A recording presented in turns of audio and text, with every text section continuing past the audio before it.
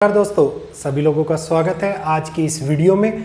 आज का ये वीडियो इतना ज़्यादा महत्वपूर्ण इसलिए है क्योंकि ये हमारे भारतवर्ष के लिए और केवल भारतवर्ष के लिए नहीं, भारत के उस महत्वपूर्ण शहर के लिए है जिसका नाम मुंबई है। और लोग ये कहेंगे कि ये सारा मिथ है, लोग ये कहेंगे ये सारा झूठ है। तो एक वेबसाइट जिसका डिस्क्रिप्शन के अंदर लिंक दे दिया है मैंने, central ocean organisation of the university, ये पूरे वर्ल्ड के ऊपर रिसर्च करती है और आज तक की इतिहास रहा है कि इनकी कोई भी रिसर्च फेल नहीं हुई है। इन्होंने ये बात बता दी है कि 2030 तक जो अभी 603.4 किलोमीटर स्क्वायर मतलब 603.4 किलोमीटर स्क्वायर का जो एरिया है मुंबई का, जो क्षेत्रफल है मुंबई का, वो आने वाले टाइम में जो कोस्ट लाइन है 113 किलोमीटर पर स्क्वायर की, वो सारी की सारी बाय 2030 तक सबमर्ज्ड हो जाएगी। अगर यकीन ना आ रहा हो तो आप इस बातों को देख सकते हैं और ये सारी रिपोर्ट मैंने लगाई है, लिंक लगाया है। जो रेड इलाके आएंगे ग्लोबल के, वो सारे के सारे दिखाई देंगे कि भारत के कौन कौन से क्षेत्र इसमें डूब सकते हैं। केवल मुंबई ही नहीं, मुंबई के साथ साथ चेन्नई, चेन्नई के साथ साथ केरला, केरला के साथ साथ गुजरात, जितने भी हमारे ईस्टर्न कोस्ट लाइन क्षेत्र हैं, जितने भी साउथ के जो समुंदर तट के साथ साथ में हैं, वो सारे के सारे सबमर्ज्ड हो जाएंगे, जिनका ग्राउंड लेवल 1 मीटर है। मतलब 1 मीटर का मतलब जो 1 मीटर के आसपास के हैं वो सारे। और 2050 तक एंटायर मुंबई सबमर्ज्ड हो जाएगी, इस बात के बारे में लिखा गया है और ये साइंटिस्टों ने रिपोर्ट जाहिर करी है। मतलब हम तो भविष्य मालिका अपने भविष्य पुराण की बातों को लेके आगे बढ़ रहे थे, अपने ग्रंथों की बातों को लेके आगे बढ़ रहे थे, लेकिन जो लोग साइंस को मानते हैं, जो फैक्ट स्टडीज को मानते हैं, उन्होंने ये रिपोर्ट दी है।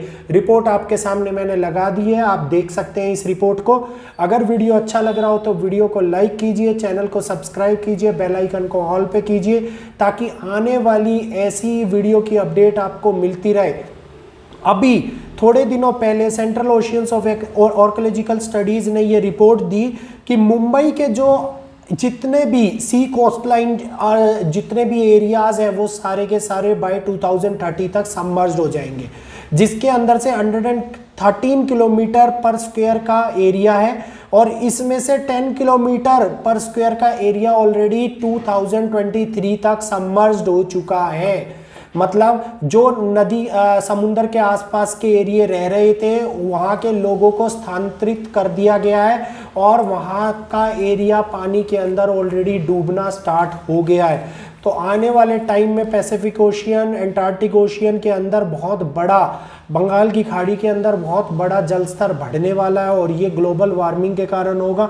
जो एंटार्क्टिका में बर्फ़ पिघल रही है उसके कारण होगा और इसका केवल एक ही रिएक्शन होगा, वो होगा entire area will be submerged under the water, मतलब ओशियन लेवल में। तो अब जगन्नाथपुरी धाम जो कि कहा जाता है समुंदर के पास तक है, अगर 2030 तक ऐसा कुछ हुआ तो उसकी 22वीं सीढ़ी तक पानी आना पूर्ण रूप से सत्य हो जाएगा। क्या कहा गया है अगली वीडियो के अंदर बताऊंगा जगन्नाथपुरी धाम के बारे में। वैसे मैंने पास्ट वीडियोस में बता रखा है, लेकिन जो लोग नए जुड़े हैं, जिनको नहीं पता है, उनके लिए एक स्पेशल वीडियो बना दूंगा। तो मेरे भाइयों, अब भविष्य मालिका की भविष्यवाणी, भागवत पुराण की भविष्यवाणी, भविष्य पुराण की भविष्यवाणी और संघ संहिता, सूर्य संहिता की भविष्यवाणी, इन सभी का जिक्र इसलिए कर रहा हूँ, लोग फैक्ट्स मांगते हैं, प्रूफ मांगते हैं, तो इनके अंदर लिखी गई ये बात अब सत्य साबित होने वाली है।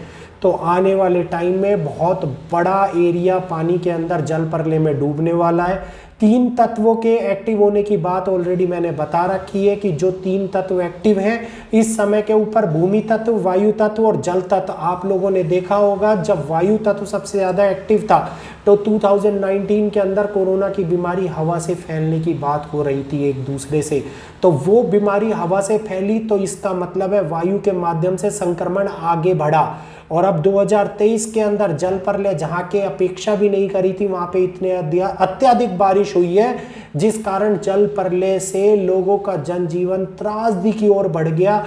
लोगों को लीबिया जैसे शहर में कितने हजारों लोग मर गए, कितने लोग उस मलबे में दब गए जिनकी शिनाख्त ही नहीं हो पाई, जिनका पता ही नहीं लग पाया, और अभी आने वाले टाइम में कौन कौन सी जगहों पर होगा। ये 2 उदाहरण मैंने दिए। तीसरा उदाहरण मोरक्को का भूकंप। आपको पता होगा एक दिन पहले मैंने भूकंप की वीडियो डाली और अगले दिन ही मोरक्को का भूकंप आया था। आप सभी लोगों ने कमेंट किया था। तो वो भूमि के अंदर भूमि तत्व के कारण वो घटना घटित हुई थी, जिस कारण इतनी बड़ी त्रासदी मोरक्को को झेलनी पड़ी और तुर्की को झेलनी पड़ी, अफगानिस्तान को झेलनी पड़ी।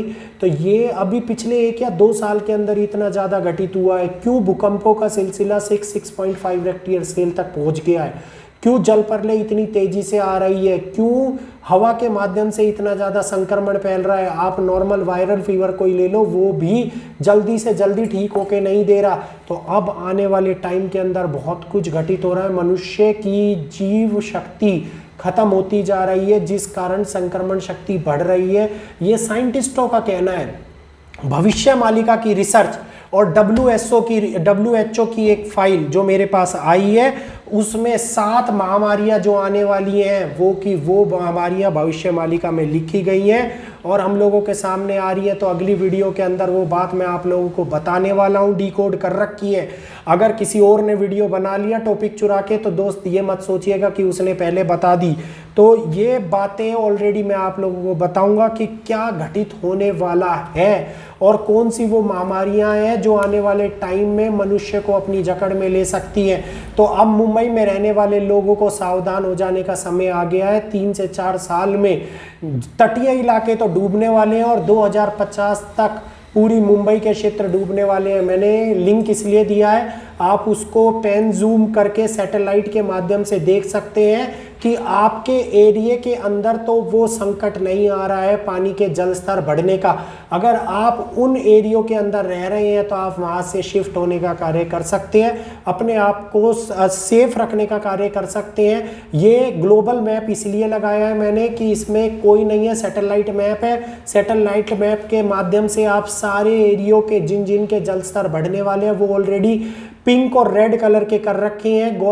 ये गवर्नमेंट की साइट है, तो आप इस पे जाके चेक कर सकते हैं। अलर्ट मैसेज इसलिए आ रहा है कि आप लोग सावधानी बरतें, सुरक्षित रहे। भविष्य मालिका एक ऐसा ग्रंथ था, भविष्य पुराण एक ऐसा ग्रंथ है जिसके बारे में लोगों का ये कहना है कि ये केवल डर फैला रहा है। तो मेरे भाइयों, वो डर नहीं फैला रहा, वो आने वाले भविष्य के बारे में सतर्क करने का प्रयास कर रहा है कि आप उस डर के माध्यम से भक्ति के अंदर जुड़े और इस सच्चाई को समझते हुए अपने आप को सेफ रखने का कार्य करें, अपने आप को सच्चाई की राह पर चलाने का कार्य करें। तो भविष्य मालिका को जो समझ रहा है वो यही है कि उसका प्रयास केवल आपको सत्य की राह पर चलाना है, डर फैलाना नहीं है। तो दोस्तों, अगर वीडियो अच्छा लगा हो तो वीडियो को लाइक कीजिए और आने वाले समय के बारे में चेतावनी पहले से मिल रही है, इस चेतावनी को ज़्यादा से ज़्यादा लोगों में शेयर कीजिए, अपने रहने वाले रिलेटिव्स के लिए शेयर कीजिए।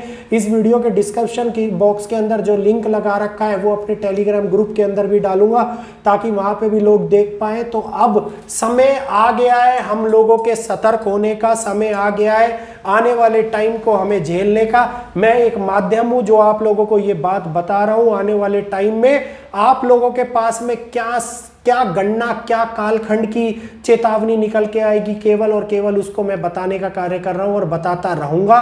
तो दोस्तों, फिर मिलेंगे। सभी का ये वीडियो देखने के लिए दिल से धन्यवाद।